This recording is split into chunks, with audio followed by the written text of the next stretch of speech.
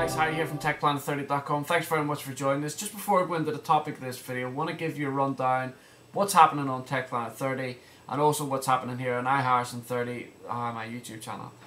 Just recently I've purchased Adobe After Effects, and the reason why I got that was because the introduction to this video and the videos that I've put out just previous to this haven't been that great. As a matter of fact, they've been pretty bad. Certainly too long. They've been around, I think it's around about 16 seconds, that type of time period. Needs to be brought down to about 5. Plus, I don't really have the software to do it. I have Final Cut Pro, but guys, I just can't get my head around Final Cut Pro.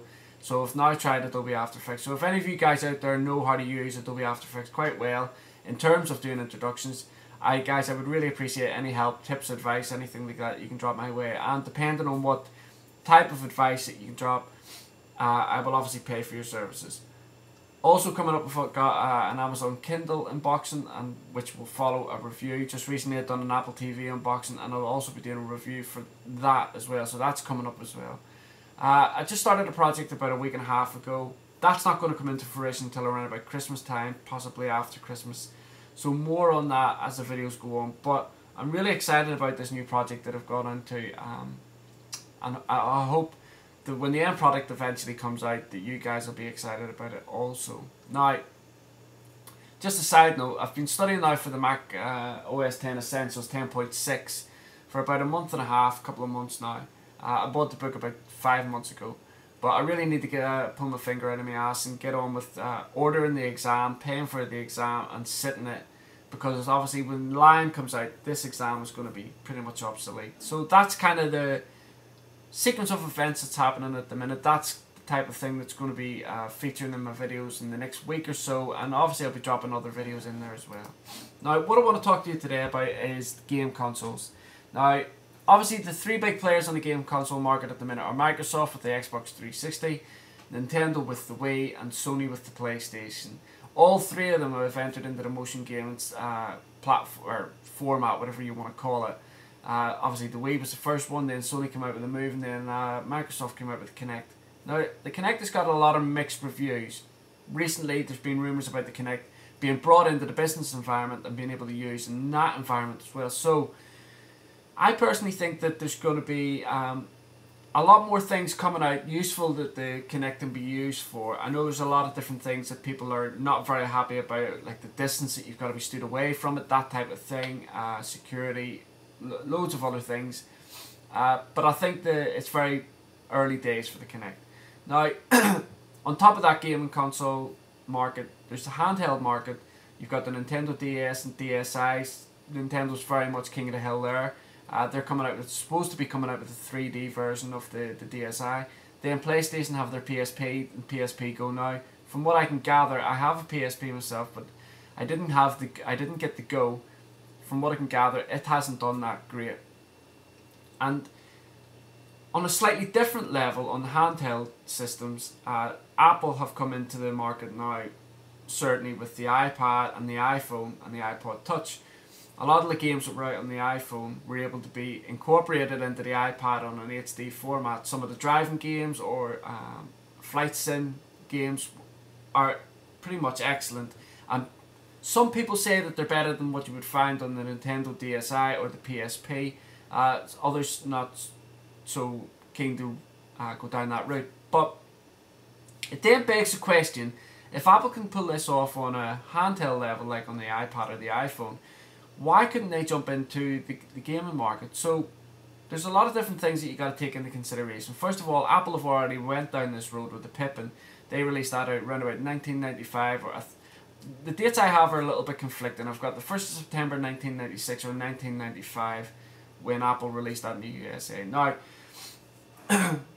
just previous to this date, or sorry, in and around this date, there was quite a lot of game consoles already out there. Nintendo had the NES, they brought that out in 1983. Sega Master System then came out in 1985, but the possibly better known Sega system was the Sega Mega Drive, which was brought out in 1989. Then Nintendo upped their game as well with the Super NES, which is possibly one of the better consoles that Nintendo had brought out, or certainly that console set a lot of benchmarks back then. That was brought out in 1991. Then Sony hit the market with a PlayStation in 1994. So as you can see, 1994, then Apple introduced the Pippin around about 1995, 96. So there was a lot of different consoles out on the market at that time in any case. But a lot of it was probably down to the fact that the technology inside the console, inside the Pippin, wasn't that great. And there was no gaming titles really to speak of for the Pippin. The Pippin was able to go online.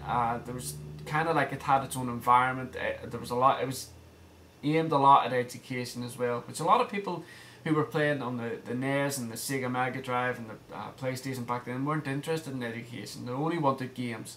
So that is obviously going to be a big major factor in the game console not having game titles. Now a lot of people criticise the Nintendo Wii for that. They think that the Wii doesn't have enough game titles to back it up. But then Nintendo have their own franchise really with the Super Mario Brothers franchise and Zelda and all the other types of games that we associate with Nintendo. Then of course we have the PlayStation and the Xbox 360. A lot of the games for those are pretty similar, but a lot of people prefer the PlayStation for the graphics, and then a lot of people prefer the Xbox 360 for the online gaming experience that can bring to them.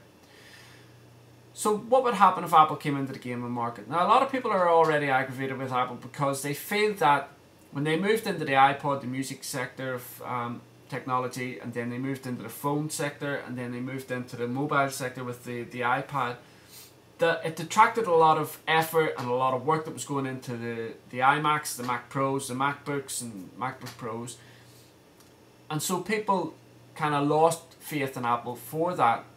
So that obviously then begs the question, if they entered into the gaming system, the console system, is that going to detract even more from the iMac and the Mac Pros and the MacBooks than what it supposedly already does? Now I don't personally buy into that. But you know, my opinion is just as valid as everybody else's opinions, and everybody else's opinions are just as valid as mine. I personally don't think that the iMacs or Mac Pros or that product line that Apple have, I don't personally think is taking too much of a knocking because of the iPad or iPhone or anything at all like that. So I think if Apple came out with a gaming system, I don't think that it would have too much of a devastating effect on the other product ranges that Apple do. That being said, what are your opinions? Would you like to see Apple coming out with a game console? You know, they've already come out with the Apple TV for the home, and perhaps maybe if the games that are currently available for the iPad on the App Store, and with the Mac App Store is supposed to be getting released pretty soon as well, if they came out with a game console and the games were purchased in the same fashion that we buy apps now from the App Store, and in the method in which we're going to do on the Mac App Store, you know, that could move gaming along so quickly.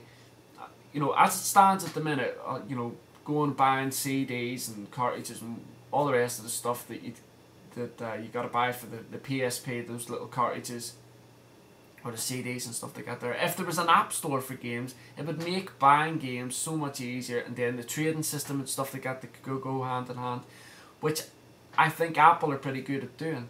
But what do you guys think? Would you like to see Apple coming out with a game console? And if not, why not? Leave your opinions down below, your comments down below, sorry. And it'd be great to see some video responses on that as well. Also, you can go across to Tech Planet 30, leave some comments over there as well. I've done a blog about that, about this topic. Or you can follow me on Twitter at iHarrison30. Thanks very much, guys, for all your support, watching, and I look forward to seeing you in the next video. Bye.